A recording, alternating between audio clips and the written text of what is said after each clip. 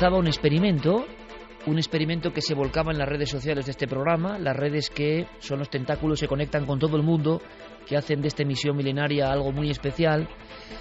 Guillermo León y Diego Marañón con todo preparado.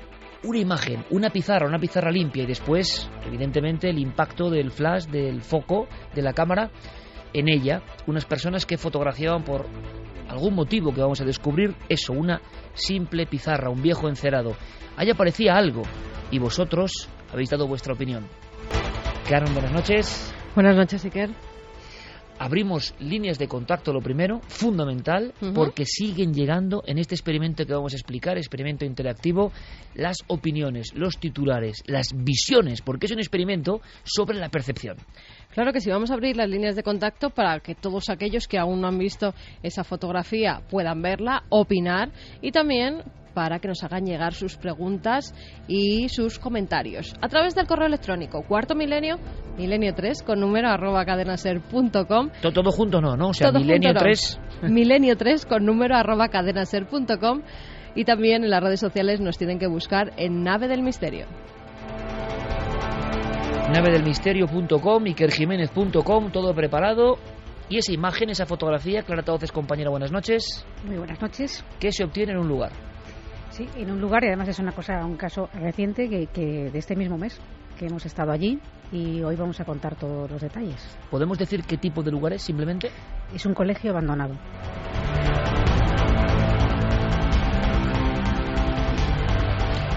Más cosas en este sumario, en esta especie de índice para que sepáis que no podéis faltar en esta noche tan llena de emociones, tan llena de misterios, tan llena de secretos. Diego Marañón, compañero, buenas noches. Hola, Iker, buenas noches, ¿qué tal? Un congreso, una serie de eminencias y cosas muy sorprendentes. Has sido seguidor de excepción. Sí, ha sido un congreso que ha sido más que un congreso, ha sido, yo creo, que la muestra de un cambio de actitud a la hora de hablar del asunto de las experiencias cercanas a la muerte.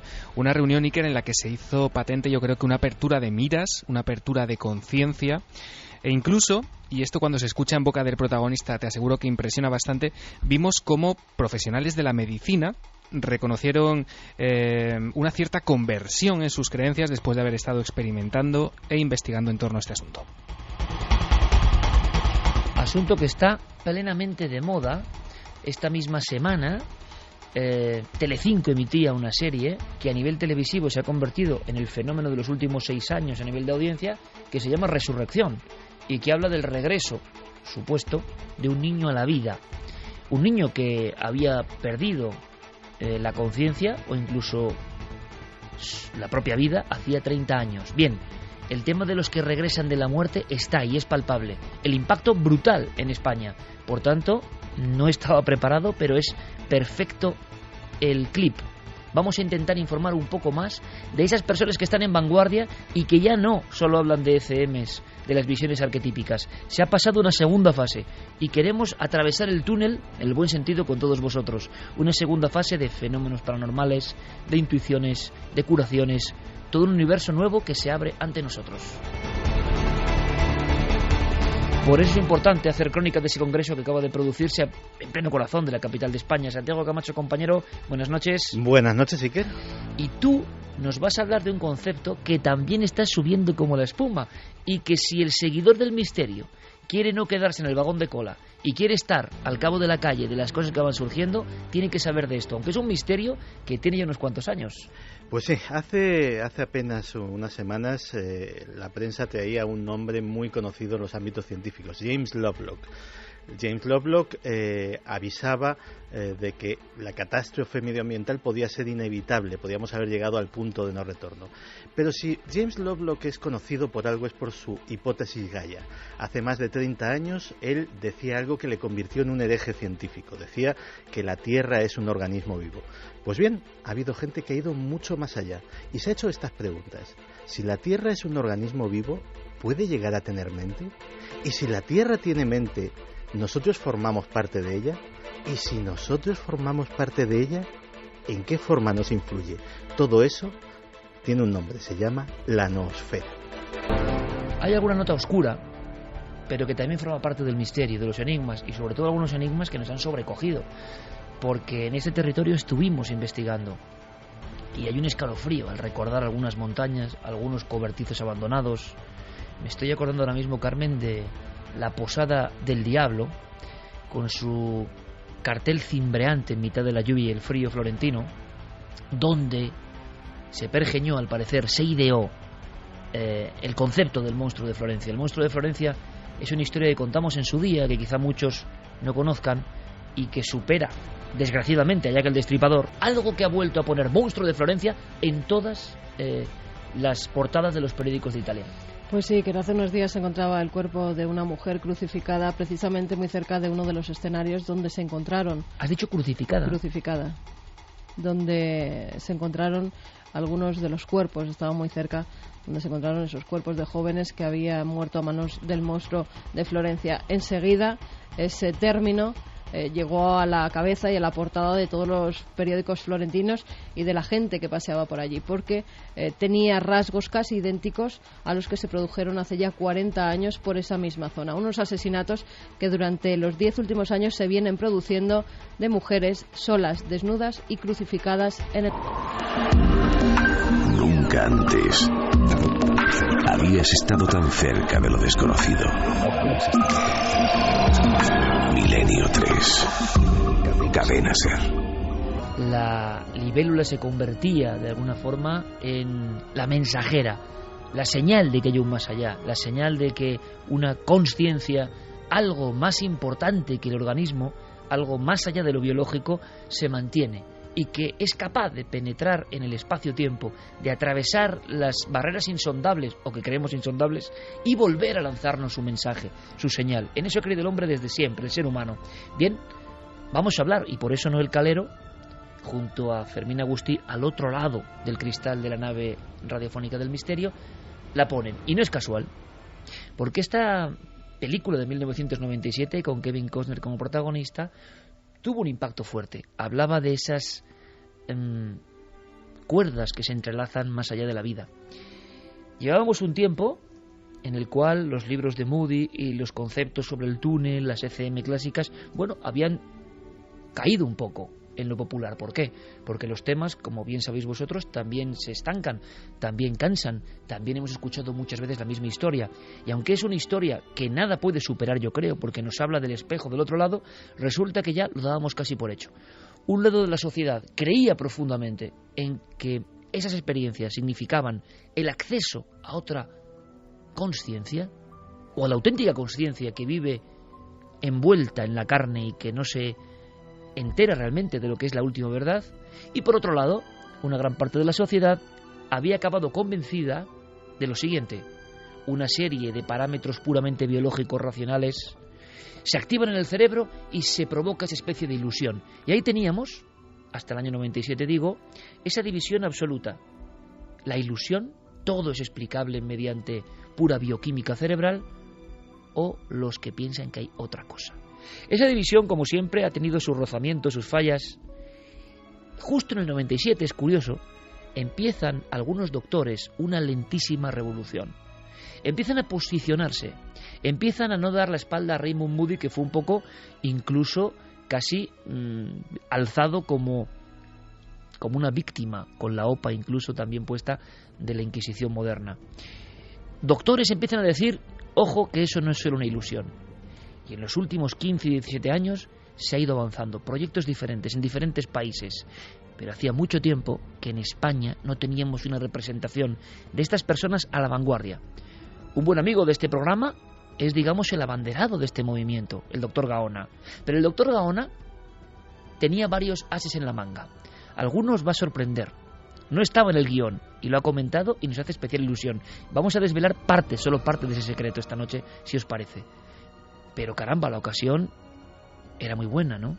Especialistas internacionales de gran prestigio y que dieron el paso. Como Pizarro y sus hombres trazaron una línea y la saltaron. Sabían que podían correr peligro sus carreras, su prestigio, pero muchos eran protagonistas de experiencias cercanas a la muerte, o muchos tenían familiares y testigos de los cuales no podían dudar. Y entonces se alinearon en esta corriente extrañísima. Médicos, forenses, neurocirujanos, neuropsiquiatras, a favor de que hay otra cosa. Nuestro compañero Diego Marañón ha sido cronista virtual de toda esta historia. Esta es su crónica, no tiene desperdicio.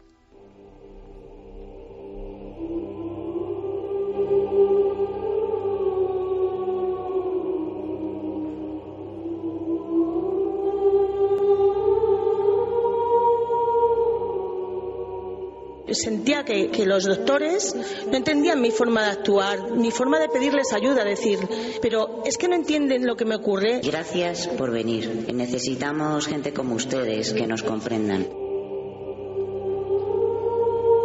El sentimiento de gratitud por saberse comprendidos fue una de las muchas cosas que compartieron los asistentes a la primera reunión nacional sobre experiencias cercanas a la muerte.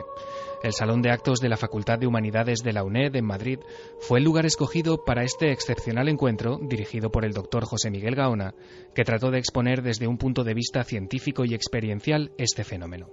La encargada de romper el hielo fue Janice Holden, profesora de psiquiatría en la Universidad de North Texas. Es mano derecha de Bruce Greyson, uno de los tipos que más sabe sobre temas de ECM, y justamente además con Janice Holden estamos haciendo un trabajo, ¿no?, sobre este tipo de cuestiones. En su intervención, Holden presentó los resultados de una investigación llevada a cabo por su equipo sobre un total de 188 ECMs. Del estudio se desprende que no existe una relación vinculante entre estas experiencias y posibles enfermedades mentales y que quienes han pasado por ellas han visto aumentadas sus capacidades paranormales. Cuando el profesional de la salud no lo había ni patologizado ni demonizado y lo había considerado como una experiencia real o potencialmente real, la persona que la había experimentado había considerado dicha experiencia como algo positivo. ¿Cuántos de vosotros habéis tenido una experiencia negativa o muy negativa a la hora de relatar vuestra experiencia a un profesional de la salud? Disclosing your NDE to a health professional.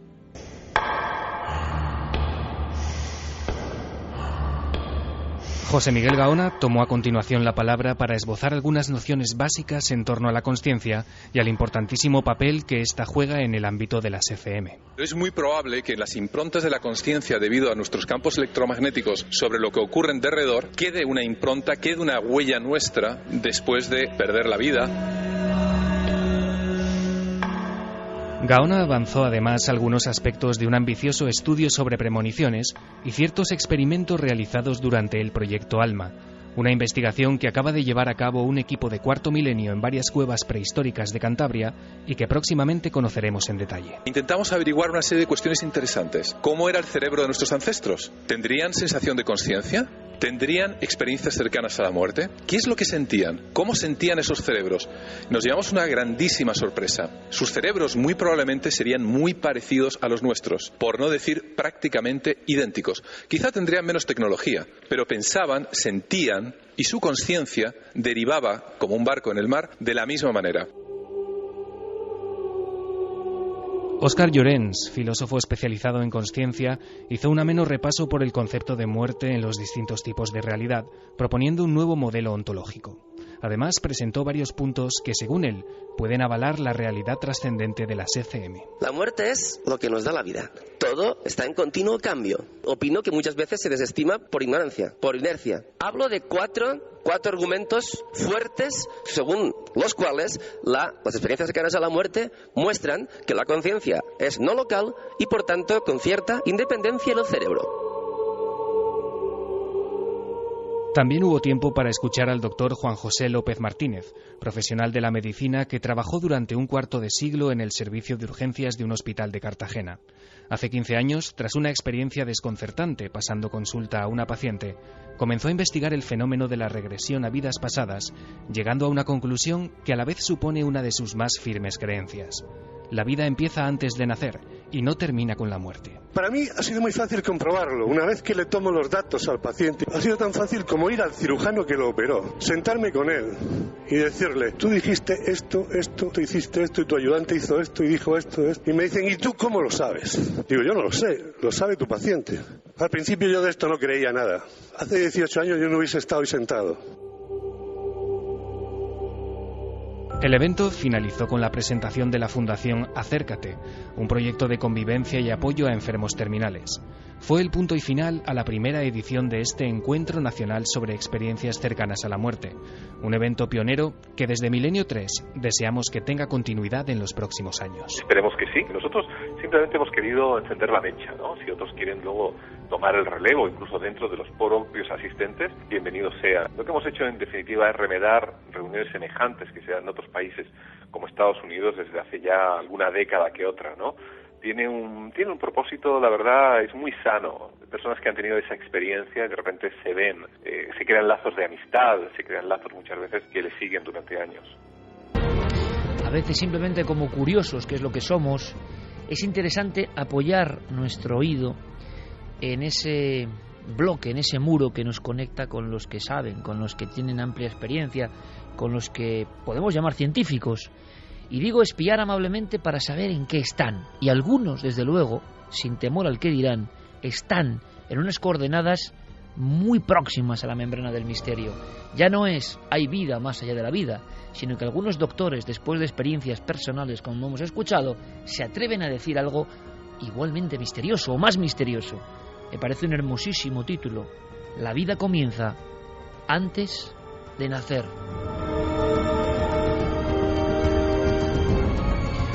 Muchos, cuantos médicos. España es, gracias al esfuerzo de Gaona, una puntita, ¿no?, en un inmenso bloque de hielo. No somos ni la punta del iceberg, ¿qué más quisiéramos? Pero también hay personas que se suman porque tienen sus propias evidencias.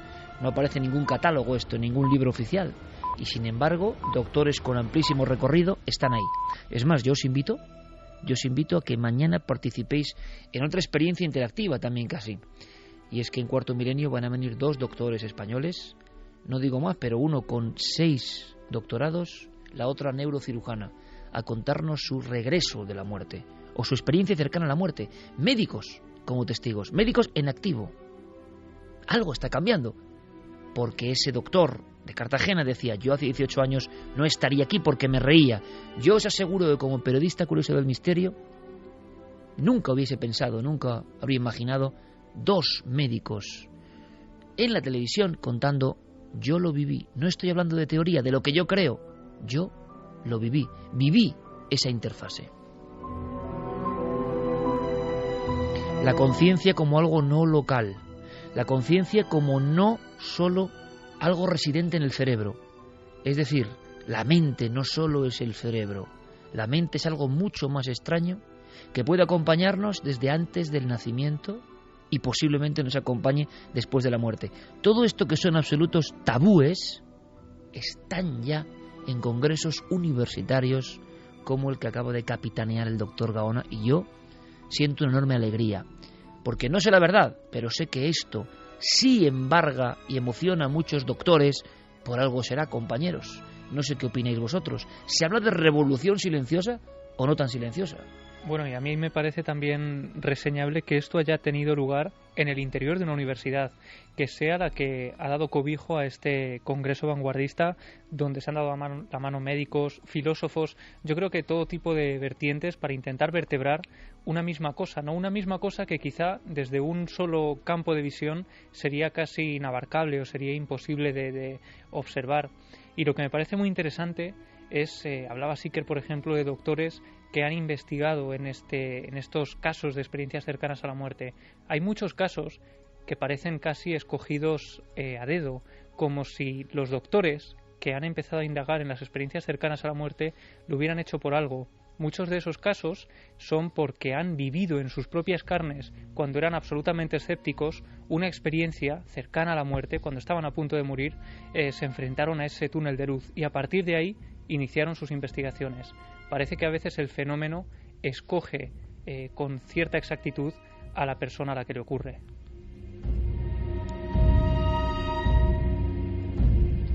Pues curiosamente el tema que te digo esta noche, del que hablaré después, es casi primo hermano conceptual de este. Desde otros ámbitos, desde cada vez más ámbitos, más gente se está atreviendo a decir la gran herejía hacia la ciencia materialista, que la mente y el cerebro son cosas diferentes, que el cerebro es el órgano a través del cual se manifiesta la mente en el cuerpo, pero no es la mente. Es decir, que hay algo independiente que nos trasciende y que efectivamente puede traspasar por delante y por detrás, por delante y por el después, las barreras de la muerte.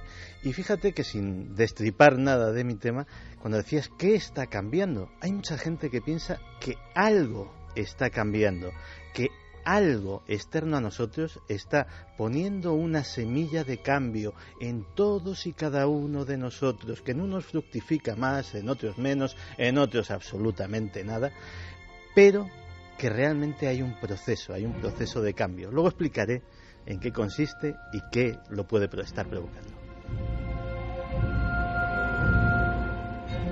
Y bueno, hay que añadir también que pese a que algo parece que se está moviendo, que cada vez más científicos con nombres y apellidos y gente del ámbito, no siendo científicos del ámbito universitario, se atreven a alzar sus voces y a hacer que congresos como este o otro tipo de actos se lleven a cabo en un seno universitario, queda todavía un residuo de esos cientificistas, no sé cómo llamarlo, que se oponen y que parecen la Inquisición del siglo XXI, que no quieren que se hable en el seno universitario de estas cuestiones. Esta misma semana, hace un par de días, pues una catedrática conocida por nosotros, no voy a decir el nombre porque ella tampoco quiere entrar en polémicas, ya se ha dirimido donde tenía que dirigirse, ha sido atacada pero vamos, duramente por algunos de sus catedrática de amplísimo prestigio y de mucho más prestigio de quienes se atacan, como siempre suele ocurrir, ¿no?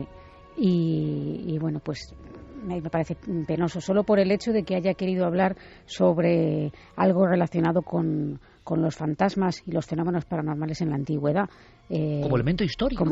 Que evidentemente son parte de la historia. Por supuesto, y elemento simbólico, y desde unas perspectivas antropológicas y con un amplio currículum para hacerlo. Es decir, que si no lo puede hacer ella, ¿quién lo puede hacer?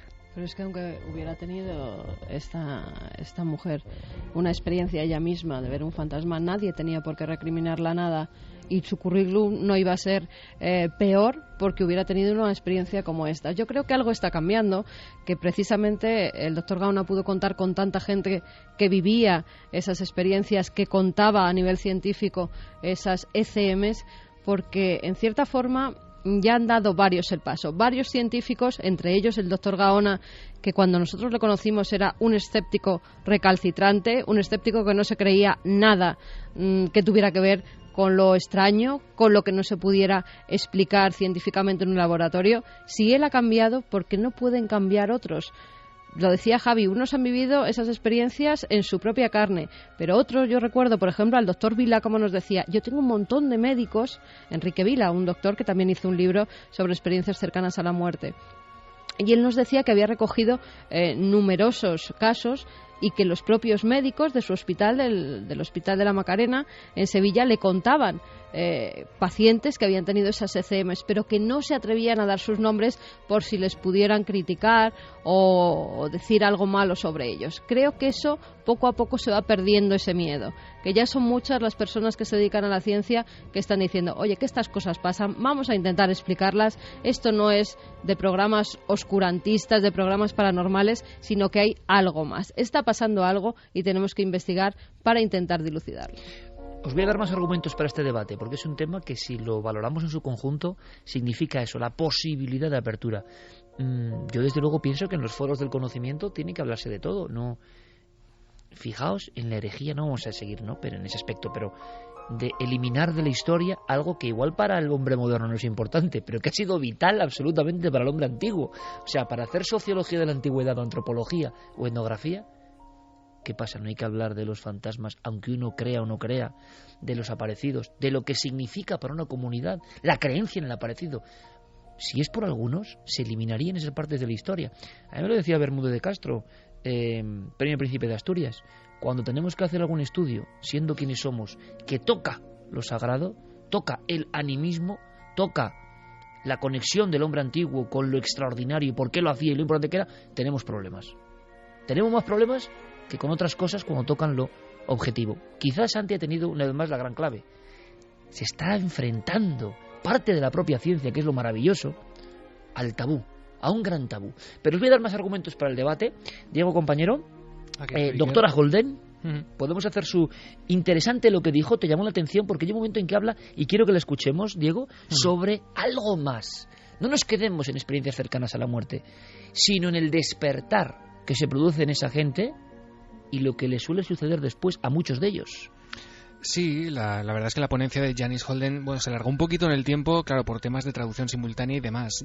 Como te he dicho en el reportaje, ella es profesora en psiquiatría de la North Texas University, está colaborando con el Dr. Gaona en una serie de proyectos, y parte de las tesis de Holden se basan en lo que sienten los pacientes que han pasado por ECMs. Ella afirma que lo que ellos sienten, esas percepciones, son absolutamente reales, pero que, por otro lado, no se pueden explicar, no pueden haber sido causadas de ninguna manera por procesos sensoriales normales. ¿Por qué? Porque su cerebro estaba apagado, estaba absolutamente inhabilitado para digamos, ser portador o ser la causa de esas sensaciones. De ser esto cierto, Iker, se demostraría que la conciencia y el cuerpo físico funcionan de manera independiente. Fíjate que esto que se dice tan pronto supone una auténtica revolución. Es aquí donde el gran tabú, como dice Santiago. Es aquí donde se aproxima a las tesis del doctor Gaona, y ella también daba una serie de claves.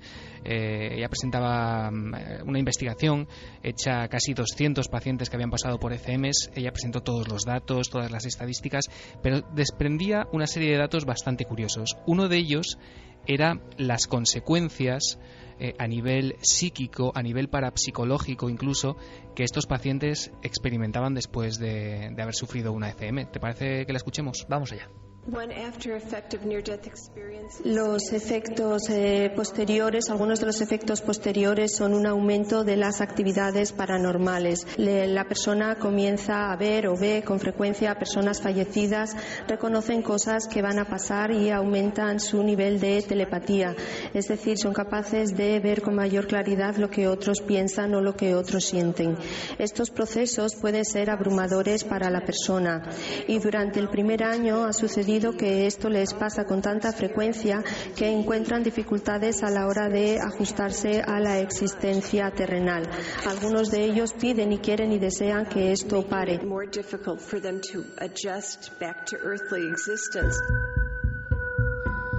La doctora, la psiquiatra, algunos quieren que esto pare.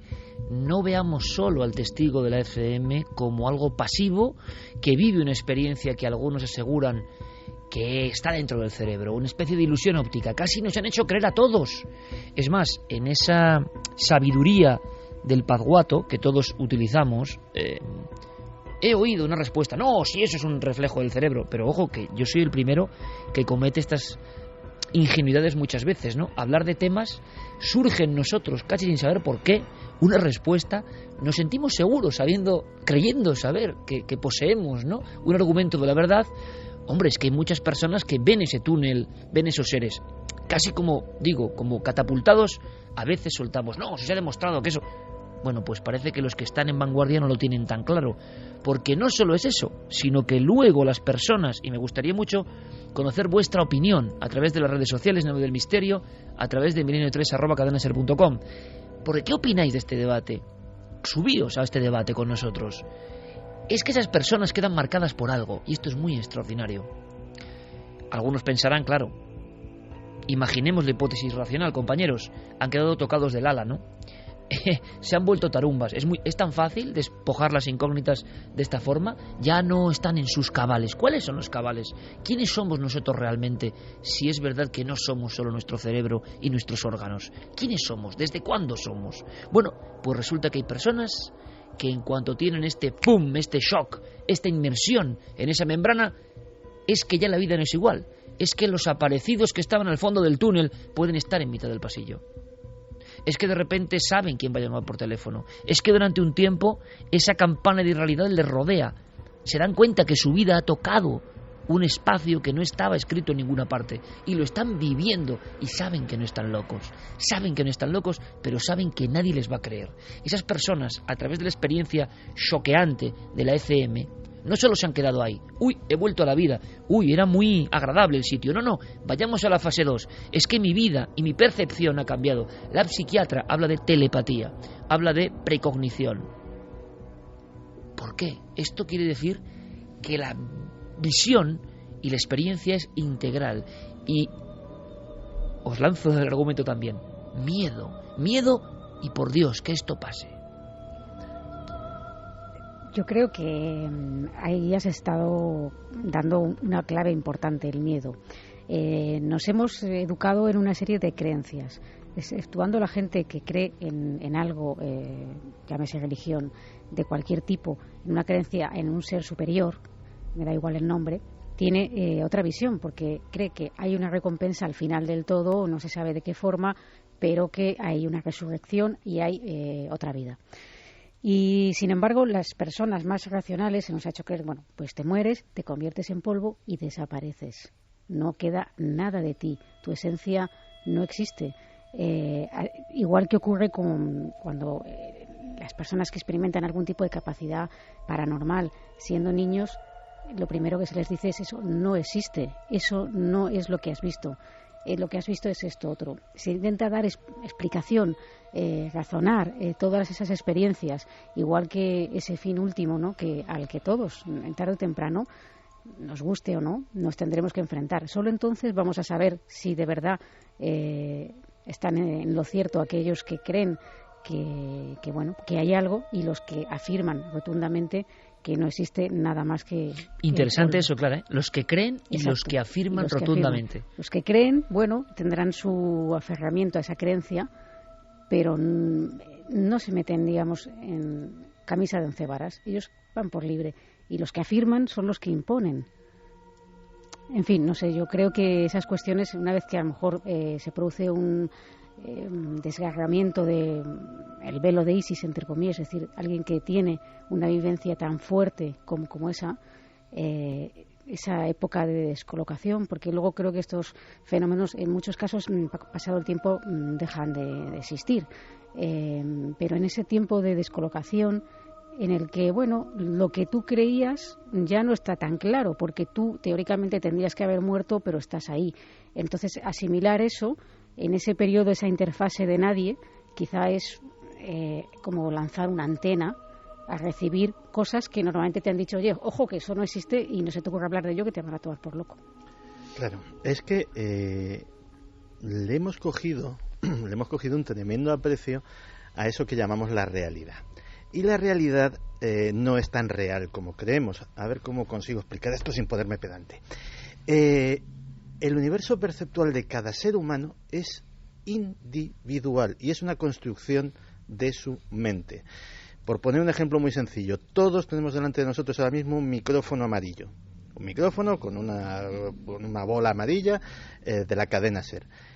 Estamos todos de acuerdo en que es un micrófono con una bola amarilla, pero a lo mejor... El más bonito que hay, por cierto. Por cierto, pero a lo mejor el amarillo que ve Iker es mi rojo, es el que yo llamo rojo. Lo que pasa es que como él lo ve rojo, yo lo veo amarillo, pero los dos estamos de acuerdo en que es amarillo y que esto tiene el nombre de amarillo, pues hemos consensuado una realidad común.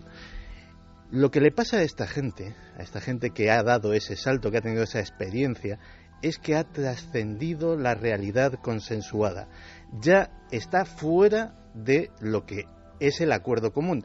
Y ya una vez se da ese paso no hay retorno y empiezas a ver otra realidad. Con lo cual la quebradura mental es brutal. Claro, o sea, da miedo porque entre otras cosas, no solamente que me tomen por loco, no, es que en cierto sentido te has salido de la norma, te has salido del rebaño y somos animales sociales, somos seres que necesitamos la aprobación y la integración y de repente ser el diferente asusta mucho. Entonces, tanto que les sucedan estas cosas como que eso les produzca una sensación de estrés importante, no me extraña nada ninguna de las dos cosas. Y encima, fíjate, si son personas que estudian la mente y les pasa esto, totalmente de acuerdo. Todos sus cánones se rompen.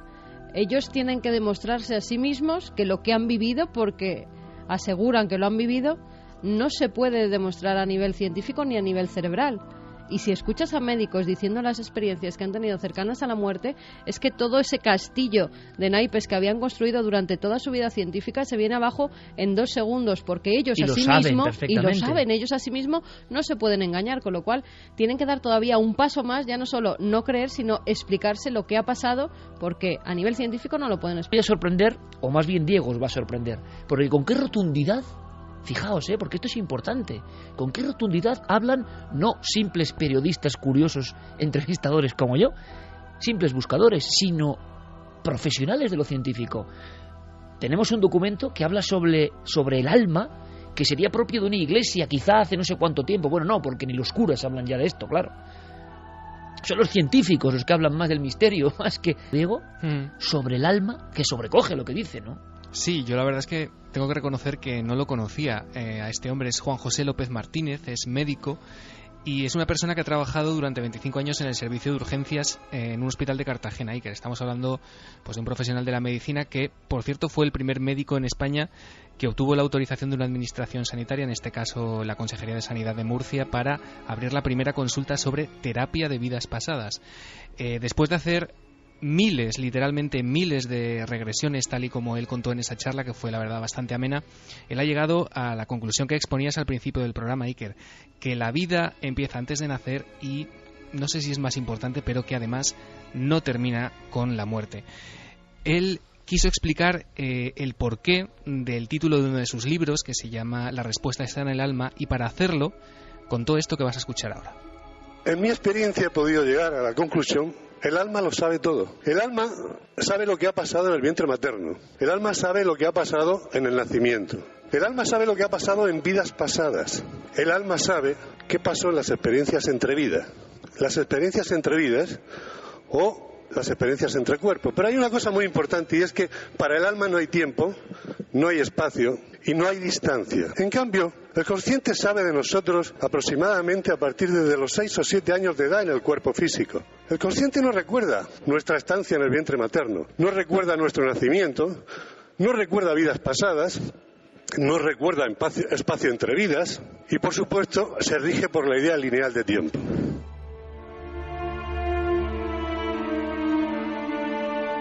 Una y 53, esto es Milenio 3 en la cadena SER, una noche muy especial.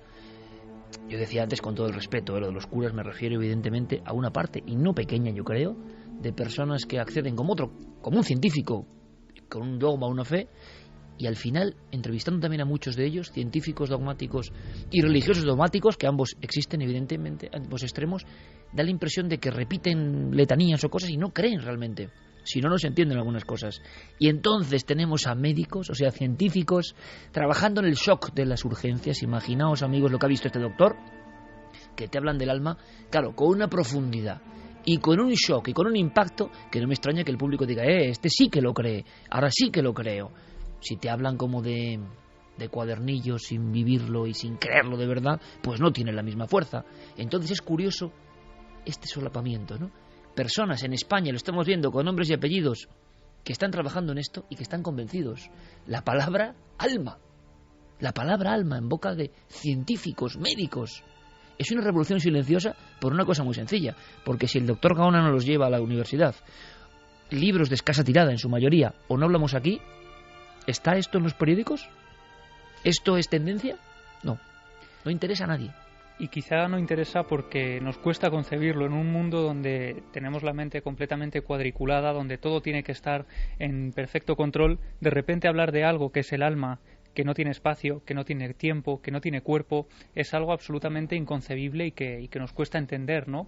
Pero ¿cómo tiene que ser el impacto de algunas de estas personas cuando se encuentran con esto que es tan imposible y tan increíble, cuando el punto de no retorno, después de vivir esa experiencia, el cambio más evidente es la pérdida del miedo a la muerte? El gran tabú, yo creo, del siglo XXI, para ellos es algo anecdótico, y no solo eso, sino que para muchos de ellos incluso la vida en sí ya no tiene el mismo valor.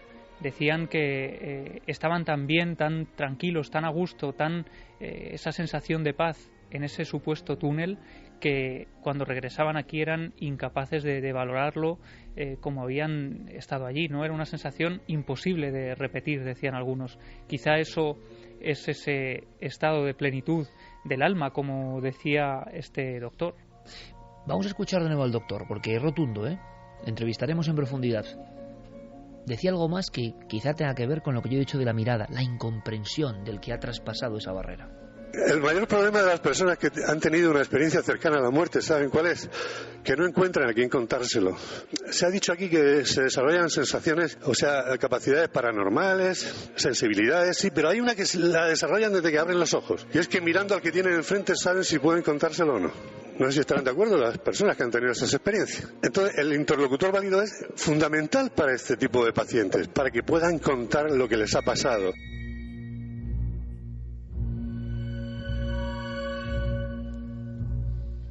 Vamos con algunos mensajes que nos llegaban sobre las ECMs. Paula Riol dice: creo que el cerebro, aparte de ser el motor de nuestro cuerpo físico, es el intermediario traductor de una energía que es la que forma nuestro yo, nuestro ser, alma, una energía, una base de datos, por así decirlo, que nos conforma y que sin ella no somos más que marionetas sin mano que nos guíe, un cuerpo vacío. Mar nos decía: imagina cómo ubicar en tu día a día experiencias de este tipo y saber que de alguna manera quedas estigmatizado ante la sociedad. Alex Moreno: a veces podemos pasarnos años sin vivir en absoluto y de pronto toda nuestra vida se concentra en un solo instante. Una frase de Oscar Wilde. Pantera: la consciencia no está en un punto del cerebro, está en todo cuanto trasciende la conciencia. El yo es la que perdura, llamada alma. Carlitos dice: quizá nuestra capacidad cerebral se expanda ante este tipo de situaciones, que aumente nuestra percepción. Borja: dicen que la ECM es química cerebral, pero ver lo que pasa 5 pisos por encima de uno, no hay química que lo haga. Despertaferro: ¿y si estudiasen las radiografías del cerebro durante las ECM para captar las zonas activas y aplicarlo en usos omniscientes? Blanca Oriol: cuando estás en un momento límite se viven ECMs también. Eso prueba que no es del cerebro, es la conciencia que te lleva allí.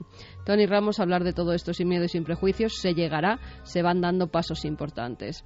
A Rebuscando dice: Platón decía que el cuerpo es la cárcel del alma y la encarnación era transitoria y contraria a su destino. Mildred: yo creo que tendríamos que tener más miedo a la vida que a la muerte, por muy mal que esto nos suene. Claudia Domingo: cuando estamos muertos el cuerpo está muerto, pero el alma sigue viva y va más allá. Jarama: ¿se sabe de ECMs que no hayan sido positivas? Ale dice: todas las ECM cumplen el mismo patrón o depende de la religión de la persona que la vive. En general, dicen los expertos, a nosotros, la inmensa mayoría, el 95-97% son positivas, y hay algunas que son extremadamente negativas, como entrar también en eso que decían los sabios de todas las culturas, ¿no? Que hay una especie de dimensión paralela muy luminosa, muy plena, y otra pues como muy infernal.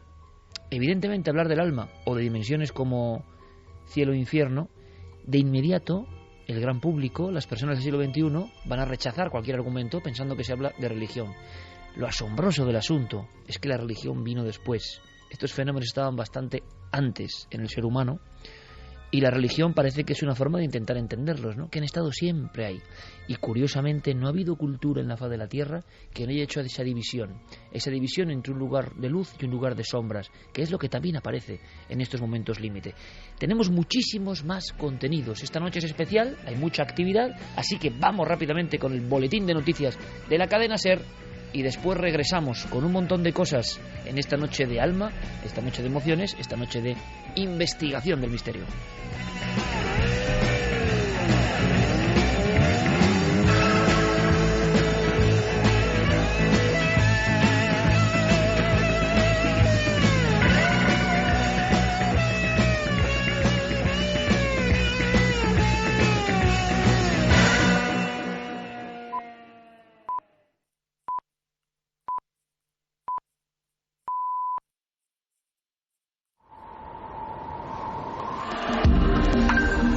Antes habías estado tan cerca de lo desconocido. Milenio 3. Cadena SER. Colegios. Los colegios a veces abandonados, que son una imagen, de verdad, repito, impactante como pocas. Impactante como pocas. Porque cuando uno entra en una de esas aulas, a mí me ocurrió en la primera investigación de mi vida, la primera en un pueblo de Soria, recién cogido del coche. Y es un pueblo muy cerquita de Olvega, en Soria. Y había un pueblo que tenía la fama de haber sido envenenado al completo. Y yo me dirigí allí con el coche de mi padre. Y lo que quedaba, ya os imaginéis, era la escuela. Y la escuela donde parece que todavía se sigue dando clase, ¿verdad? donde el viejo maestro sigue impartiendo la lección de geografía o de lenguaje o de matemáticas, y quizá todavía algún último número o un trozo del viejo mapa de España dibujado con tiza blanca sobre el encerado verde. Cuántas cosas, cuántos sentimientos, cuántos anhelos, y parece que todo eso flota. Es la emoción la que le hace creer a uno que eso flota.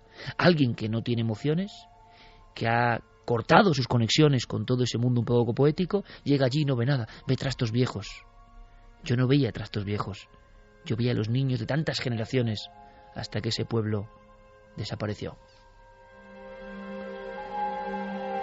Pues a un colegio abandonado nos lleva Clara Tauces. Y simplemente como adelanto lanzábamos la imagen en las páginas, en las redes sociales de Nave del Misterio. Y yo leí al principio unos ecos que curiosamente coincidían, porque no es tan fácil, creo yo, o sí, ver esa escena. Muchos accederéis a ella mañana. El experimento parece que es claro. Si hacemos una estadística, Carmen, parece que todo el mundo ve más o menos lo mismo, cosa que, bueno, ahí está. Pues fíjate, es curioso porque o ven prácticamente lo mismo o no ven nada. Qué o ven un manchurrón. Qué interesante, no me digáis que no es interesante. O ven un manchurrón. Ahí está la división. Y ojo, que nadie que vea un manchurrón, por favor, se sienta menos. Bueno, son cosas de la percepción. Hay gente que no ve y gente que ve. Como dentro de las cuevas, ¿no? Igual. Rosa Salgado decía un rostro, al parecer, de un niño sonriente. José Guerra, yo arriba a la izquierda veo claro como una niña antigua de medio perfil, y lo de abajo no sé, como si estuviera sentada, no lo veo muy claro. Emily Escribá, yo veo una proyección en la pizarra en la que distingo números, caras, una especie de gancho de metal. Irene Herrero, parece la carita de una niña con algo en la boca. Alfonso Martínez, si giras la foto y la pones lateral, en el cuadrante inferior izquierdo hay un claro rostro de chica. Carlos Alcaraz, la cara como de un niño en esa especie de pizarra. Daniel Brum, ve un rostro femenino, pero a modo de caricatura o dibujo infantil, pero intuyo que se trata de una pareidolia provocada por un reflejo, ya que no solo abarca la superficie de la pizarra, sino que afecta también al marco. Juan José Díaz Hernández es una silueta demoníaca o algo así parece. Lali González, la imagen de una niña en la pizarra. Gema Sánchez, una cara y una calavera. Ana Marín, en esta foto ve una cara con una mueca de horror, como si le hubiera pasado algo terrible de golpe. Buenas noches, milenarios. La foto a mí me parece de una niña que parece que extiende algo como una mano en la que parece pedir ayuda. Eso nos lo decía Ana Marín. Y Gino Cado, lo anterior. Andrés, yo veo en la tercera imagen una persona de pie junto a la puerta a la derecha. Es como si la figura saliera de la pared. Saludos y felicitaciones desde Tenerife. He recibido un estudio sociológico en vivo, en minutos. En minutos había cientos de mensajes, los hay, en los foros de Nave del Misterio, en Facebook, en Twitter. Y gran parte del público, claro que puede opinar uno pensando lo que ha dicho otro, pero sabemos cómo sois y es un poco el arrebato, ¿no? Y veíais la cara, yo también la he visto la cara. ¿Casualidad? Seguramente. Pero vamos al origen de este sitio, porque al final esto es la guinda. La guinda, una historia de colegio abandonado, la guinda, la historia del último caso del archivo de Clara Tauces. Sí, además vamos a contar, a desvelar quién ha hecho esa foto, ¿no? Que no he sido yo. Estamos hablando de la actualidad, o sea, es un archivo, pero digamos un archivo reciente, tan reciente como que es de este mismo mes de mayo, ¿no?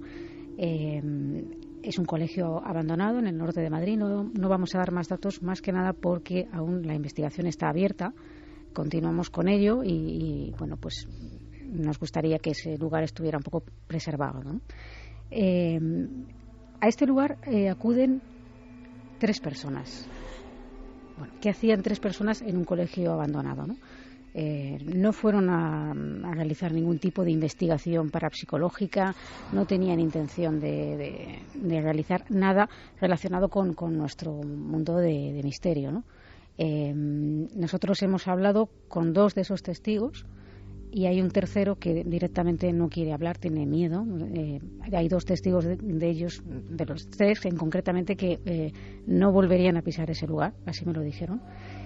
Y bueno, pues quien nos va a contar la historia es Manuel, uno de los testigos, nos va a explicar qué hacían allí. La idea en sí era la de entrar a un colegio que llevaba pues cerrado un cierto tiempo. Nosotros no sabemos cuánto tiempo llevaba cerrado, pero queríamos denunciar una situación en la cual pues el colegio pues bueno se estaba echando a perder, ¿no? Las instalaciones, las porterías, el polideportivo, los edificios en sí, y como no entendíamos por qué a ese colegio no se le estaba dando un funcionamiento, nosotros hicimos por entrar y bueno pues hacer fotos, ¿no?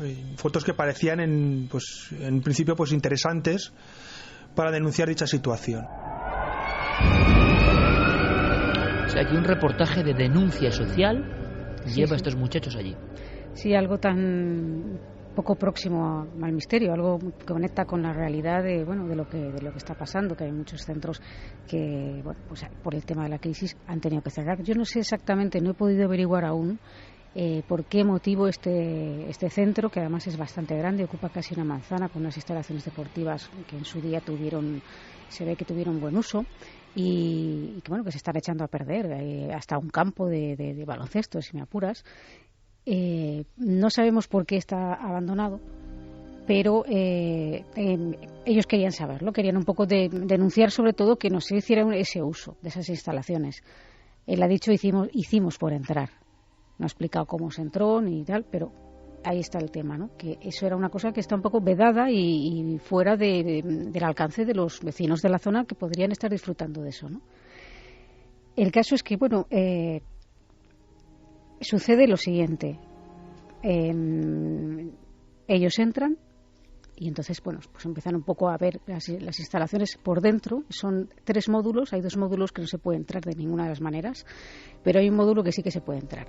Es ahí donde entran y se encuentran una escalera a la derecha, luego hay una serie de aulas a mano izquierda y de frente hay un pasillo que comunica con una especie de anfiteatro, lo que sería una especie de sala. En la parte de arriba hay un anfiteatro, no sé si me estoy explicando bien para que más o menos nuestros oyentes se sitúen, y en la parte de abajo pues podría darse varios usos a aquello, ¿no?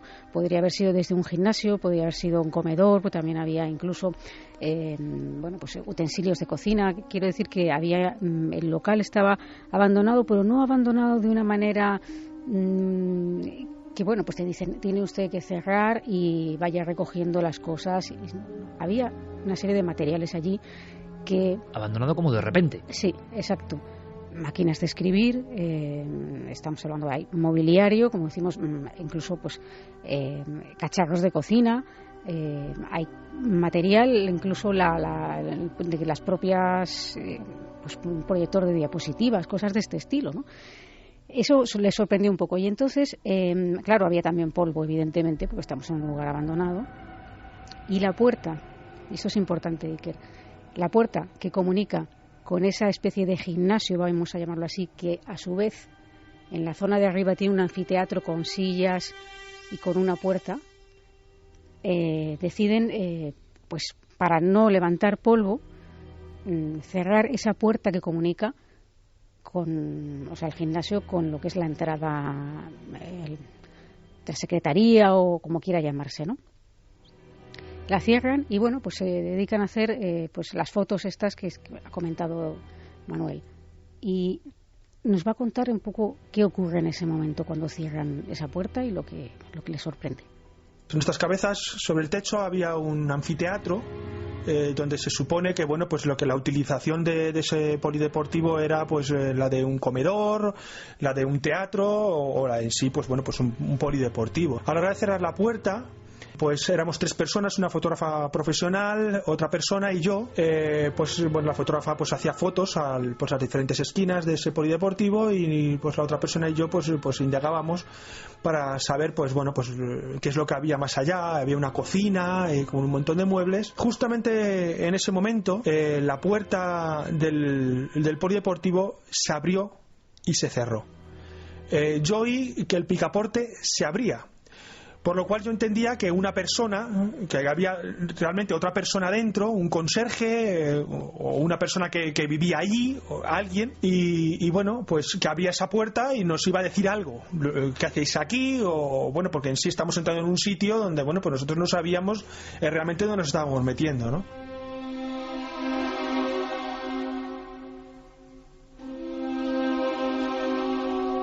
Creo que ahora toda la audiencia ha hecho el mismo esfuerzo mental que hemos realizado aquí. Escuchar el típico picaporte de estos ovalados, clac, clac, abriéndose, ¿no?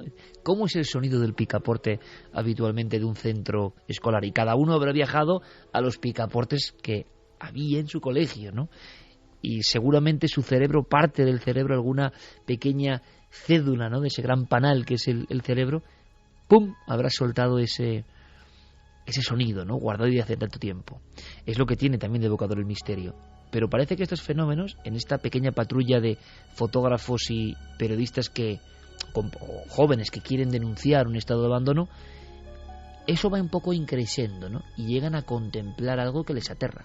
Sí, porque hasta ahora el posible miedo o la sorpresa que ellos se llevan es la posibilidad de que haya alguien físico en el inmueble, alguien que no han visto, alguien que, como no han inspeccionado todo aquello, puede estar ahí y va a llamarles la atención y va a decir, ¿qué hacéis aquí? Salid de aquí, alguien físico.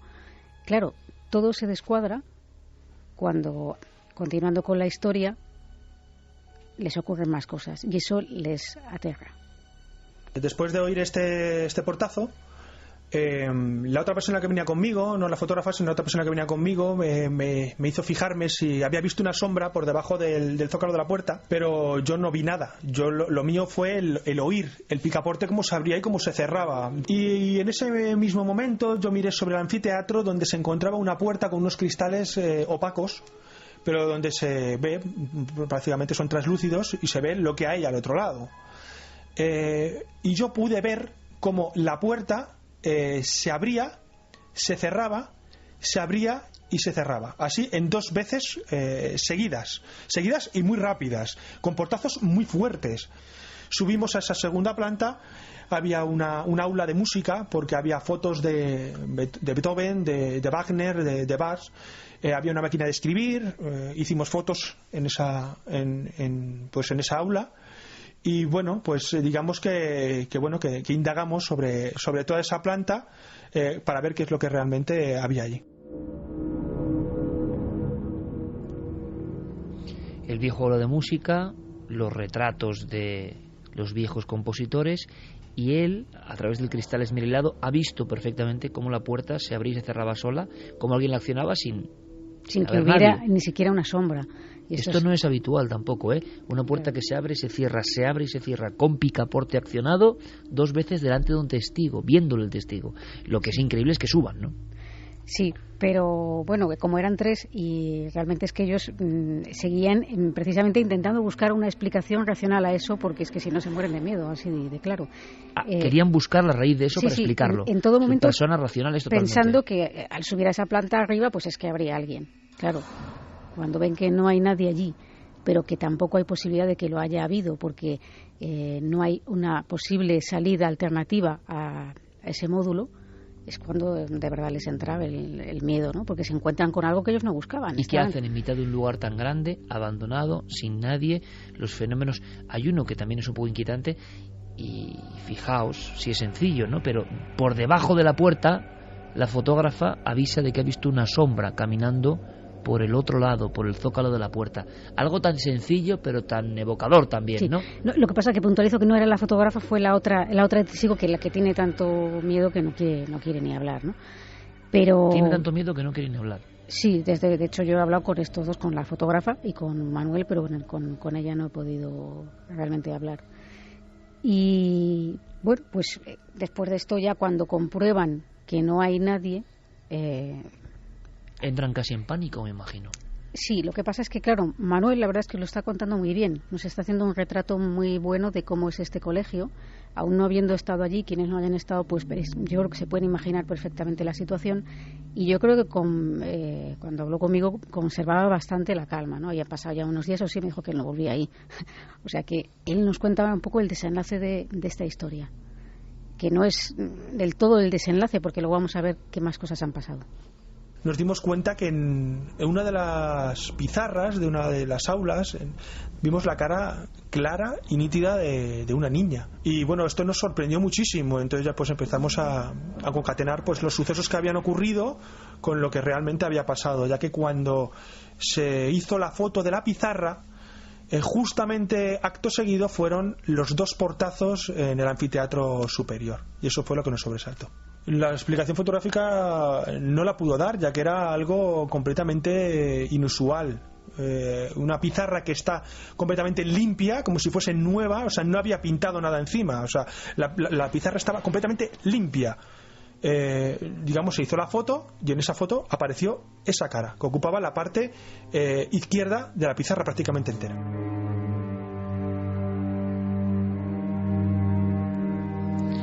Ahora gran parte de la audiencia sabe el porqué del experimento, ¿no? Esa fotografía acaba teniendo su sitio en una historia concreta. Esa fotografía suelta, esa cara que, yo no sé, quizá el 70% de las personas que hayan opinado la ven, ¿no? Más o menos. ¿Sería ese el dato más o menos, la estadística? Un poco menos, quizás. Un poco menos, quizás 60-40. 60-40, más o menos la balanza. Bueno, pues ahora eso tiene una historia detrás que no hemos querido contar de inicio para no sugestionar tampoco, simplemente poniendo la imagen. Les impacta muchísimo, solo la ven en el revelado, ¿no? Bueno, en el revelado, en la visión digital sí, en casa. Sí, en la visión digital, una vez que ya han salido de ahí, afortunadamente, porque si la llegan a ver ahí a lo mejor se asustan más aún, ¿no? Y bueno, como digo, en principio esta es la historia que a mí me llega a través de una amiga común de uno de los testigos. Y yo, bueno, pues algo que está pasando ahora, por Dios, me quiero ir. Y voy. Vamos, concretamente, la fotógrafa, que es, como digo, testigo de esta historia, la amiga común nuestra y yo. Y estamos allí el día 6 de mayo. Estuvimos toda la tarde y posteriormente regresamos por la noche para ver un poco todo, primero de día. ¿Te impresionó el sitio? Sí, bueno, el sitio de noche impresiona más, ¿no? Pero de día también tengo que decir que fue un poco sorpresivo porque, bueno, a mí, por supuesto, yo no dudo de la veracidad de lo que ellos han contado y de lo que ellos han vivido, pero yo pensaba que todo eso de las puertas podía tener una explicación, ¿no? Claro, ¿qué hicimos? Nada más llegar, lo primero, antes de nada, es inspeccionar todo el lugar para cerciorarnos de que no hubiera nadie. Por dos motivos. Por un motivo de seguridad, no sea que hubiera, pues bueno, algún ocupa o alguna persona que efectivamente allí se ve que hay alguna pintada, ha podido entrar alguien de manera esporádica, pero no se ve que haya una ocupación, digamos, continua. Es decir, no hay nada que indique que ahí duerme alguien, pero bueno, había que hacerlo. Y segundo, pues para descartar posibles confusiones y cosas de este estilo, ¿no? Cuando comprobamos que no había nadie, que la única entrada y salida del lugar pues es una entrada, o sea, no hay otra posibilidad de que nadie esté saliendo por otro sitio, pues nos dedicamos a inspeccionar el colegio, que me enseñó exactamente el lugar donde se había realizado la fotografía de la pizarra, que yo intenté reproducir. En algunas imágenes, pues claro, cuando tiras con flash, es verdad que en un encerado de esta característica pues se pueden producir brillos. Yo pienso que podría tratarse de una pareidolia, pero bueno, vuelvo a decir que aunque lo fuera, es curioso el efecto que se ve, porque podría ser una pareidolia de cualquier otra cosa, pero sí, la gente podría ver un árbol, un cangrejo, una cara o un camión. Qué curioso que si todo el mundo ve una cara, ¿no? Exacto, una que, cara, bueno, también puede ser natural ver una cara, una niña. Sí, pero describe mucho el peinado, los diferentes ojos, que me sorprende también. Pero fijaros, nos apuntaban una cosa, puede ser un dibujo que después de borrar la pizarra haya quedado allí con el reflejo del flash haya surgido. Pues bueno, es una posibilidad. Es un poco raro el dibujo en ese lugar de la pizarra. Parece un dibujo artístico más que un dibujo típico de... Hombre, niño, yo inspeccioné la pizarra de cerca, como podéis imaginar, y yo no vi nada que hubiera quedado debajo. Otra cosa es que salte a la luz con un reflejo de un flash, pero tendría que ser algo que estuviera de alguna forma un poco marcado, creo yo, que yo hubiera visto algo. Es que no se veía nada, de verdad. Y además, yo creo que tendría que tener, porque yo pensaba también que podría tratarse un dibujo que con el flash fuera más evidente, pero estaba inspeccionándolo más detalladamente y es que tiene incluso como sombras, es decir, es una pareidolia perfecta y yo creo que dibujándolo en la pizarra sería muy complicado conseguir incluso este efecto de sombras. Sí, también tiene Javi un poco razón en eso, no había caído, ¿no? Pero bueno, el caso es que, claro, realizando un poco esta inspección y luego, pues, obviamente, pues, aparte de fotografías propias que hicimos también, ya sabéis que yo tengo la costumbre de hacer grabaciones. Sobre todo porque te salen. Bueno, no siempre, pero sí que tengo que decir que independientemente de las grabaciones, yo me quedé muy impactada y muy sorprendida de que allí, estando presentes, escuchamos nosotros mismas los portazos de los que nos habían hablado los testigos.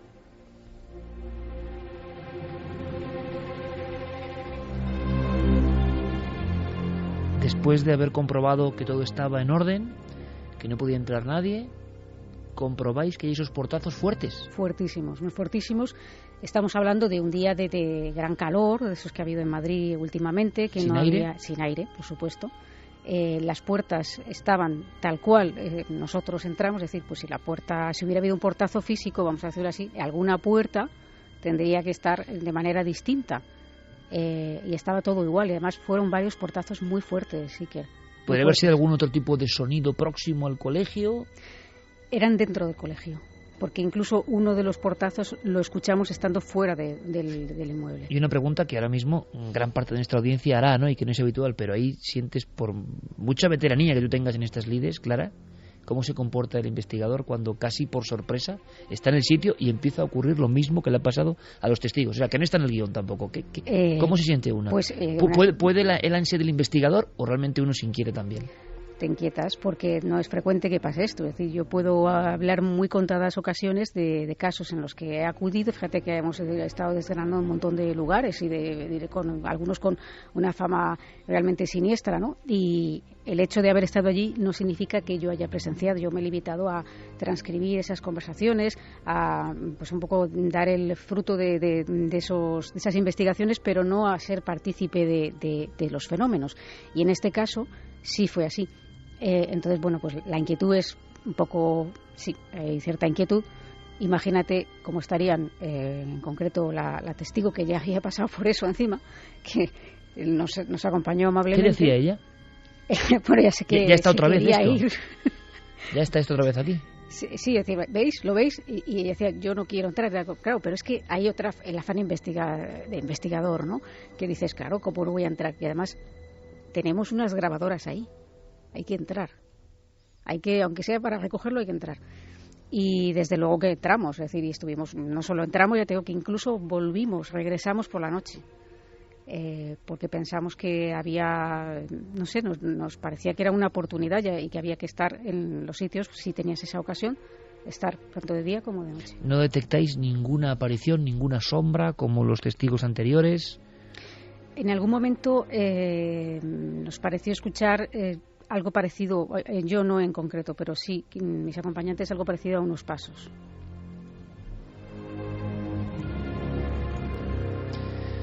Dos y 34. Pues Clara Tahoces asegura que hay una serie de psicofonías o de grabaciones, lo que sea, que son extrañas. Hemos hecho aquí nuestro particular análisis, las hemos escuchado con mucha atención y les vamos a compartir con todos vosotros. Sí, hemos hecho una selección porque eran más incluso de las que he traído, aunque aún así hemos hecho una selección más con ayuda de Carmen, que tiene muy buen oído para estas cosas.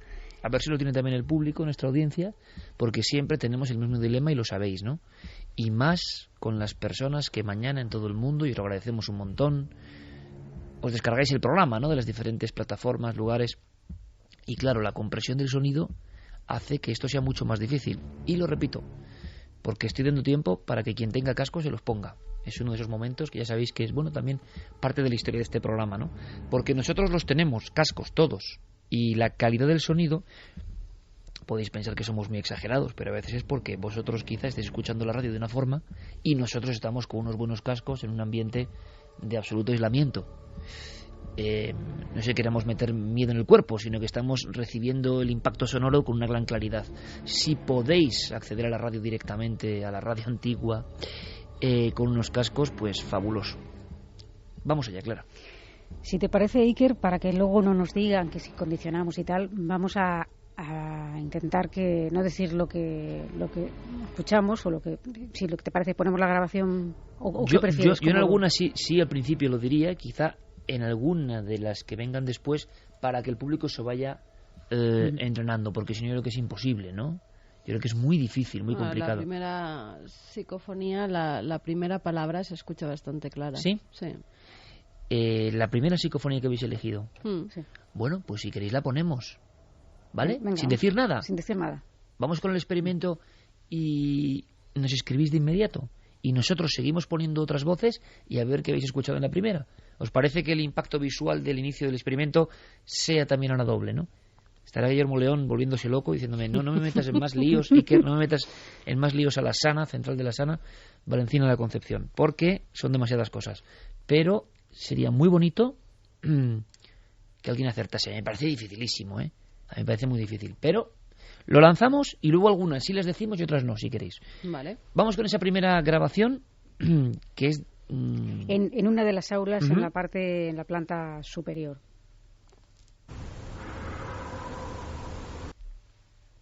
¿La repetimos, Noel, compañero? Claro, yo es que sé lo que dice, entonces me parece muy difícil, pero evidentemente hay una inserción, una voz, la escucháis. Yo no sé si algunos compañeros saben el contenido o no. Santi, ¿tú sabes el contenido? No, ¿no? No, yo no sé nada y de momento no me aclaro. O sea. Vamos otra vez. Muy bien. ¿Tú lo sabías, Javi, el contenido? No. ¿Y? Estoy más perdido que Santi, yo creo. Es que es muy complicado. Sí. Fermín dice que tampoco, Noel tampoco, imagino, ¿no? Pon otra vez, Noel, por favor. Claro, yo es que lo estoy escuchando muy bien y tengo el contenido mental ya sabido, ¿no? Entonces la paridolia auditiva. Bueno, lo dejamos ahí, ¿te parece? Venga, ahora seguimos y luego ya resolveremos el misterio de la primera voz. Os invitamos a través de Nave del Misterio, en Facebook, en Twitter, en todas las redes sociales, a opinar en tiempo real. Vamos con la siguiente, Clara. La siguiente se realizó en lo que es el anfiteatro, ese lugar que parece ser el epicentro de los fenómenos y que además tiene una acústica muy particular. Bueno, ya sabéis la acústica que tiene un anfiteatro, ¿no? Aquí sí que yo diría, ¿no?, que se escucha, porque además puedo explicar un poco, creo que es importante explicar aquí que, bueno, vamos a escuchar una voz infantil y que... infantil. Hace alusión a una de las personas que me acompañaron ese día. Es un saludo, algo así como un saludo, y dice: hola, Zafi. Hola, Zafi. Zafi como zafiro, Zafi. Sí, es hola, un diminutivo. Zafi. ¿La escuchamos?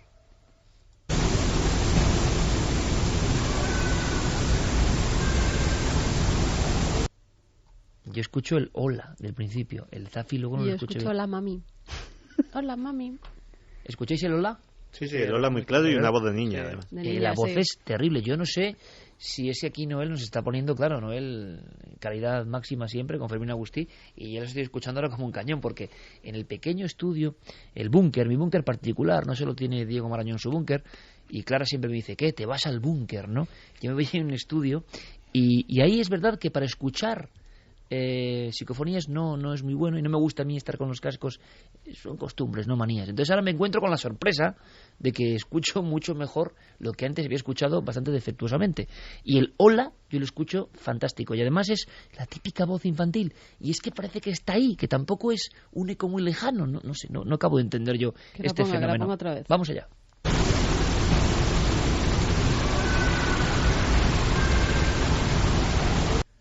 Hola, mami, clarísimo, vamos. Yo. Hola. Sí, yo también entiendo. Mami. Hola, un espacio de tiempo y luego mami. Bueno, esto, como sabéis, se presta a más interpretaciones. Yo lo he escuchado mucho y al principio también me pareció lógico, además siendo una voz infantil que te remite a lo de la mami. Y sobre todo porque parece que tiene que ver con las que vienen después, ¿no? Claro, lo que pasa que luego este nombre se repite en otras grabaciones. ¿Santi, Javi? Y coincide, ¿no? Con algo. Sí, yo escucho el hola clarísimo. Lo que pasa es que la palabra final, lo último que escucho es como una A. ¿Santi? Yo no distingo la palabra final, pero sí, el hola, vamos. Pon otra vez, Noel, por favor.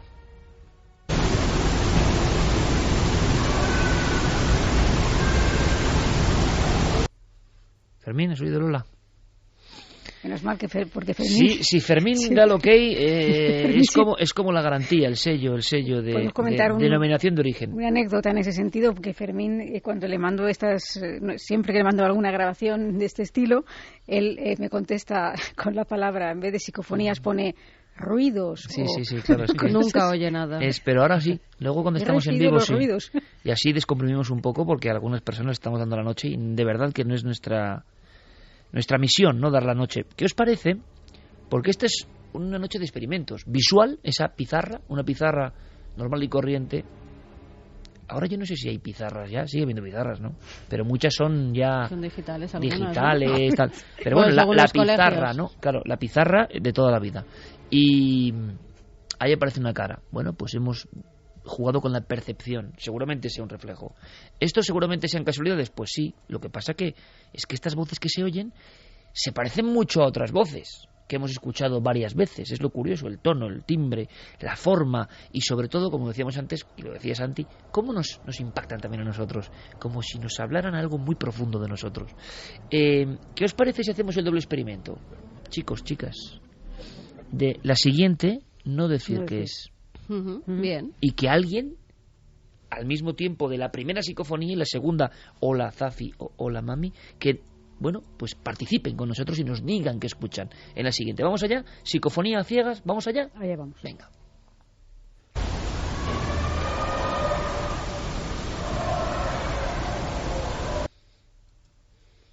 Aquí lo primero es que sí se puede decir que es una voz como más de alarido, ¿no?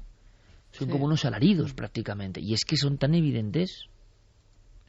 Yo creo que se cuelan otras cosas como ruidos como de fondo. ¿eh? Sí. Pero horribles. Y no me pongas los pelos de punta, porque es verdad que hay como un instante de doble fondo de sonido que no era nada amable, ¿eh? No, Yo espero que de tenga hierro, tubería, como de golpes, algo. ¿Escuchamos de nuevo? Sí.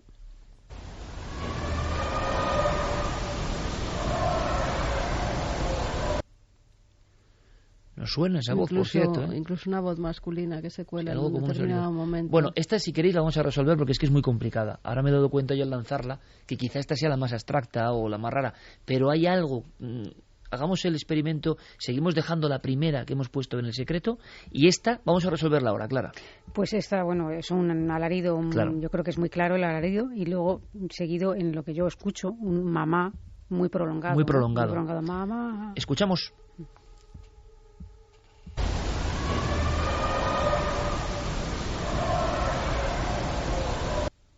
Sobre todo el grito inicial, que es como un niño metido, que parece que está metido en el colegio, dentro. Yo escucho un sonido de colegio antiguo. Sí, a mí me parece también que dice como hola, como un niño que pregunta hola, como diciendo ¿hay alguien? Escuchamos de nuevo, Noel, es importante esta noche tener todo atado.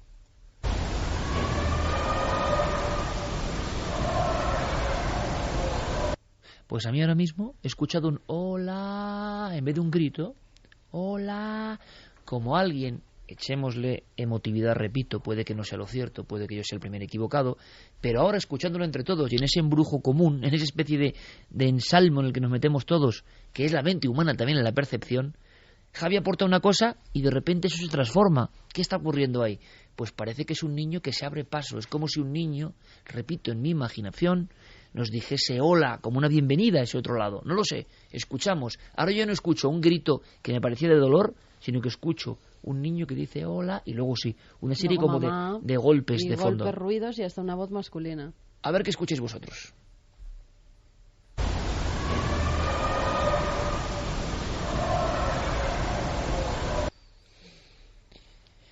Bueno, vamos con la última, Clara.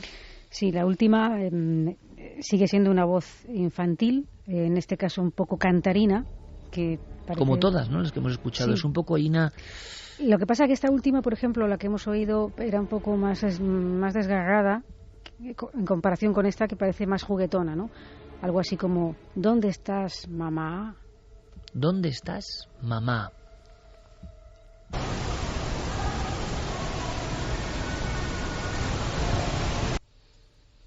A mí también se me pierde la parte final, pero el inicio yo sí lo oigo. ¿Dónde estás? Y luego muy alargado. Es muy alargado, como muy cantarín, mamá. Sí. Escuchamos, veo a Santiago Camacho totalmente concentrado.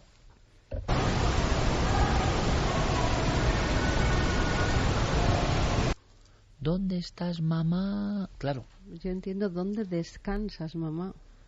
Claro. Carmen siempre poniendo esa nota. Claro, estamos ahí, pero es muy curioso el experimento, porque lo bonito también de este equipo es que muchas veces, y es algo que hacemos conscientemente, parte del equipo no ha escuchado las voces. Y el efecto sorpresa es en vivo, y a veces ocurre conmigo mismo, y yo quiero que lo haga mi equipo conmigo. Y entonces entramos en una especie de conjetura que yo espero que se traslade.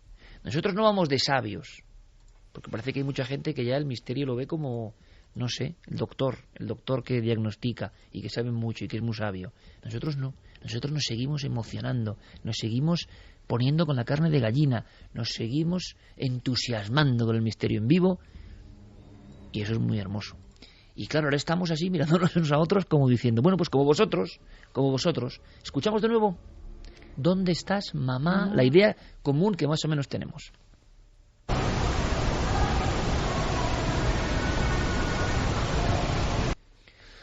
Bueno, ojalá gran parte de nuestra audiencia esté escuchándolo con la calidad, ¿no? Y imagino que en carretera, más de uno se habrá parado en carretera para escucharlo con nitidez. Y es verdad que los cascos aquí... En carretera no sé, pero más de uno ha encendido la luz de su dormitorio. Pues son psicofonías que se parecen, Clara, se parecen en algunos aspectos, ¿no? Una vez más, Santi.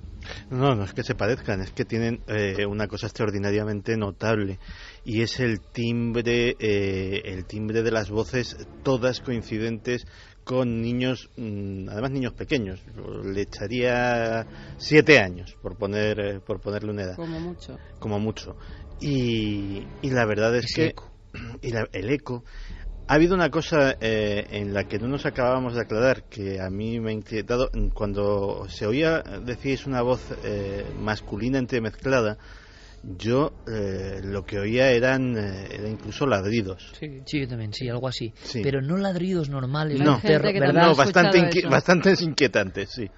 ¿Sabéis a mí a lo que me recordaba? Era como una cosa un poco mala, no sé. A mí me recordaba la leyenda de los sabuesos del infierno. A mí no, a mí ¿sabéis a lo que me recordaba? A cierta parte de la psicofonía del infierno. Sí, a mí igual, sea lo que sea, pero... Sí, bueno, pero es que esos golpes de la psicofonía metálico, del infierno no sabemos lo que son, pero ese toque metálico. Exacto. Y esa especie de palabras como deformadas, pero con una sensación muy oscura. Sí que me gustaría decir es que, como he explicado, esto es una selección de la grabación, pero la grabación está en muchas de ellas está como lleno de golpes y de portazos y de todo.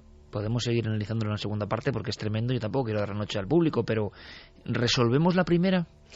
Bueno, vamos a ver la primera es de lo que nosotros más o menos entendemos. ¿Qué decía el público? ¿Qué decía la audiencia? ¿Qué decís vosotros, amigos?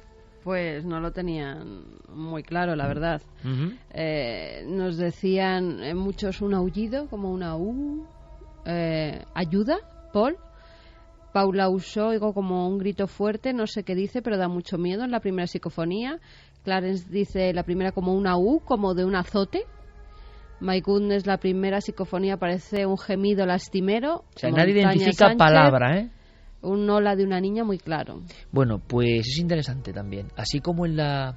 Calor, nos dice María. Así como en la imagen. Y ayuda. Interesante, ayuda varias veces. Así como en la pizarra, una parte importante de la audiencia ha visto que hay un rostro, es decir, la imagen parece que capta más fácilmente que el oído, la realidad. En esa primera psicofonía...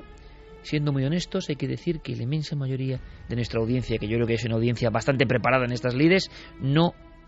Bueno, igual captan lo que dice de verdad, pero no lo que nosotros creemos que dice. ¿Qué es, Clara? Algo así como hasta pronto. Una voz infantil también, hasta pronto. Infantil, o ahí ya no me parece tan infantil. ¿En qué tono, más o menos? No recuerdo ahora mismo el tono. Hasta pronto. Vamos a analizarla, luego lo vemos. Volvemos a la primera psicofonía. Noel, si la tienes ahí disponible, vamos allá. Que parece como un eldabonazo. ¡Hasta pronto! Sí, no es una voz ya tan infantil como... ¡Hasta pronto! Se diferencia un poco de las otras. Yo la sigo viendo infantil. ¡Hasta pronto! Pero parece de algo más enfadado. Más mayor. O sea, como de 10, un niño de 10 años que... ¡Hasta pronto! Escuchamos de nuevo, y rápida. Una vez más. ¿Son los misterios del sonido? Que también evidentemente hay pareidolias sonoras. ¿O hay una realidad? La investigación está abierta, que es lo que podemos decir. Aquí hemos casi obligado amablemente a Clara a que saque un folio, ¿no?, de este archivo actualísimo para compartirlo con nosotros. Pero veremos a dónde nos llega la investigación. Ahora, también es raro, ¿no?, un colegio abandonado. Los fenómenos se cuentan personas alejadas del misterio y que luego tú te encuentres con esto. Hay que estar allí, ¿no? Hay que intentarlo, por lo menos. Hay una cosa que a mí me parece muy sorprendente, y es que a veces vamos a lugares donde ha habido, por ejemplo, un triple crimen y de pronto se obtienen psicofonías que nada tienen que ver con la historia del lugar. Y sin embargo, un colegio, que es un lugar aparentemente apacible, donde no ha habido ningún suceso luctuoso, todas las psicofonías que se captan tienen que ver con su mundo, digamos, con niños, y esta fotografía sea pues bueno, pues algo que no está ahí, una cosa que capta nuestra mente por ese juego de luces y sombras, pues también parece representar una niña, desde luego. Pero no sabemos si ha muerto alguien claro. allí o no. ¿Hay algún dato? No, estoy un poco como rastreando la historia. Sé que a las puertas... Hay una muerte violenta, ¿no? Hay una muerte violenta y otra casi, no llegó a culminar en muerte, pero a las puertas del colegio prácticamente. Lo que pasa es que no tuvo que ver que sale incluso con niños, hemeroteca, es hemeroteca. Decir, que está datada, pero que es más bien un ajuste de cuentas a las puertas del colegio, ¿no? Más bien un ajuste de cuentas y sí, bueno, al hilo de lo que ha comentado Javi, que me parece muy interesante, sí tengo que decir que, por ejemplo, cuando entré en este sitio, claro, lo primero que tiene es el impacto visual, ¿no? Pero enseguida el impacto mío fue olfativo. Yo enseguida me transporté a mis tiempos de colegio. Ese olor tan característico a tiza, a niños, algo que fluye en el ambiente que tú automáticamente te remite a una escuela. Y esa atmósfera estaba. Esa atmósfera de aula, aunque estuviera abandonada y el tiempo que llevé abandonado fue instantáneo. Es decir, esa atmósfera estaba ahí. Quizá lo que hizo fue poder captar un poco esa atmósfera, ¿no? De todas formas, no creo que un colegio sea un lugar donde tenga que suceder un hecho luctuoso para que quede impregnado. Es un sitio donde se viven emociones muy, muy, muy intensas. Para un niño de corta edad, un colegio es su universo. Prácticamente es el sitio donde pasa alegrías, donde conoce la angustia y el estrés por primera vez, donde puede llegar a pasar miedo, donde puede llegar a sufrir el acoso, por desgracia, de sus propios compañeros. Es un sitio a la vez mágico y terrible, donde las emociones están a flor de piel y parte de esas emociones pueden quedarse impregnadas perfectamente. Y también si vemos otras teorías más espiritistas, más parapsicológicas, el niño o los niños no tuvieron por qué morir en ese lugar, pero sí que pueden acudir a ese lugar como hacían a diario, ¿no? Su espíritu, su fantasma.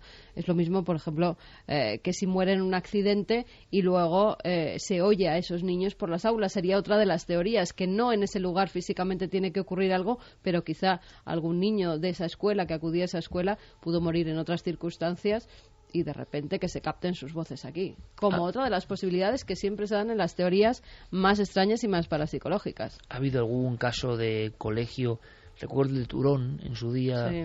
Lo investigó nuestro compañero Juan G. Vallejo. Había unos restos óseos debajo del colegio y resulta que había al lado del colegio. Exacto. Además había testigos que incluso pudieron sacar fusilamientos de la guerra civil, porque el colegio fue utilizado como cárcel durante la guerra civil, e incluso quedaba con vida el enterrador de esa localidad, que mataron a su mujer allí cuando estaba embarazada de 7 meses, y él recuerda perfectamente cómo después, tras muchos años transcurridos, gente del pueblo mismo tuvieron que excavar en ese colegio, en lo que sería el patio donde jugaban los niños, e encontraron esos cuerpos, rescataron esos cuerpos de la guerra civil y los tuvieron que enterrar en el Campo Santo. ¿Y qué es lo que se veía en el colegio? Pasaban determinadas cosas, ¿no? Sí, aparte de que se escucharon psicofonías, se veía como una esfera de luz verde que salió captada en algunas fotografías del grupo Gaipo, que era quien estaba investigando ese lugar, y también se habían visto sombras, luces, se habían escuchado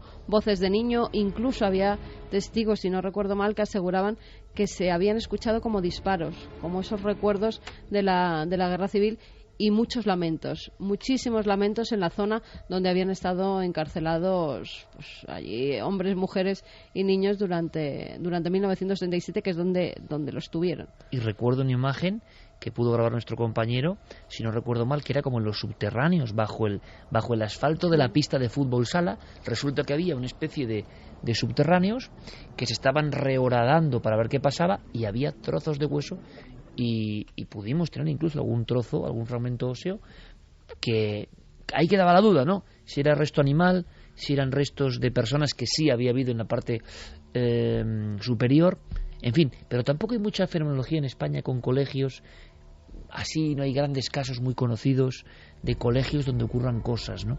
Terminamos esta hora con, evidentemente, las percepciones auditivas de nuestra audiencia. A ver qué nos dicen sobre la experiencia de escuchar estas 4 grabaciones de origen extraño obtenidas por entrar altavoces, con el argumento creo que muy positivo de una investigación que está abierta ahora mismo, que además lo lógico es quizá no darla a conocer, pero creemos que el público de Milenio 3 tiene que disfrutar de las cosas que se están haciendo en tiempo real prácticamente. ¿Qué opinan? Usa Coutada dice, me ha helado la sangre esta última como si pegaran a niños. ¡Qué horror! Uno di noi, la última psicofonía es impresionante, el hola es claro, lo siguiente creo que es corre, corre. Borja dice, cierto, parece que dice hola y luego gruñidos, esta da mucho miedo. Celebi, se escucha una voz aguda, la de hola mami, de antes, y una voz muy grave. José Luis Fluixa patrullando con un compañero y los dos pasándolo fatal, encima por caminos oscuros. Bueno, pues buena patrulla que tengan todas las fuerzas de seguridad y que tengan miedo a los vivos, no a estos. Sí, pobres. total. Fran González, son como dos voces distintas, una niña que grita hola y otra voz. Daniel Beato, se oye como si se hubiese separado el niño de los padres y estuvieran buscándolo, muy mal rollo. Blanca Oriol, se escucha en la tercera la voz de la niña y luego una voz de adulto y golpes. Nora, qué mal rollo, esta se escucha claramente hola. La carne de gallina, nos dice Pichón, yo creo que lo dice 2 veces el hola claramente. Tony Ramos, en la segunda el hola parece claro. Jenny in Wonderland, muy bien, ya encendí la luz con auriculares ya oscuras, como que no. Fátima, hola mami, también. María, ostras, el hola se escucha perfectamente y con esa vocecita de niña. Alex, veo varias caras en la pizarra. Esto era sobre la fotografía, menos mal que hice la ronda, si no me parece que la iba a pasar canuta. Porque si hiciésemos una estadística, ¿no?, de este tipo de voces en la historia de nuestro país simplemente, ¿cuántas tienen que ver con saludo o mamá? Es que muchas. Y voces infantiles y mamá.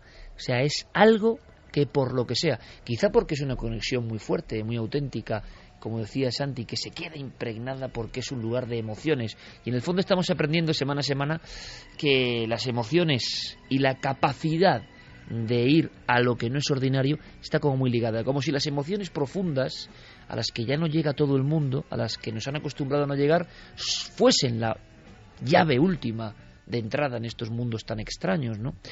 Vamos a seguir viajando por mundos extraños. Vamos a viajar a Florencia, donde han pasado cosas también un poco macabras. En Florencia, por cierto, hay una figura que a mí me encanta. Son esos pequeños nexos, ¿no?, que a veces ocurren. La quimera de Arezzo, la quimera más famosa de toda la historia. La quimera era un monstruo. Imposible que alguien se encuentre con quimeras hoy en día, ¿no? Bueno, igual nos llevamos una sorpresa. Después, a la vuelta. Pero por fortuna, como el tema es un poquito así oscuro y denso, viene Santi, y esto es muy importante, para arrojar un poco de luz. Luz emotiva también, yo creo, esta noche. Luz de conciencia. Luz de un término que de verdad, amigos, tenemos que aprender. Es muy importante. Un personaje muy especial, que a partir de esta noche puede ser reconocido, lo puso sobre el tapete. Noosfera. ¿Queréis descubrir qué es la noosfera? Pues para eso, ahora las noticias, toda la información de lo que está pasando en España y en el mundo con nuestros compañeros, y después vuelve Milenio 3.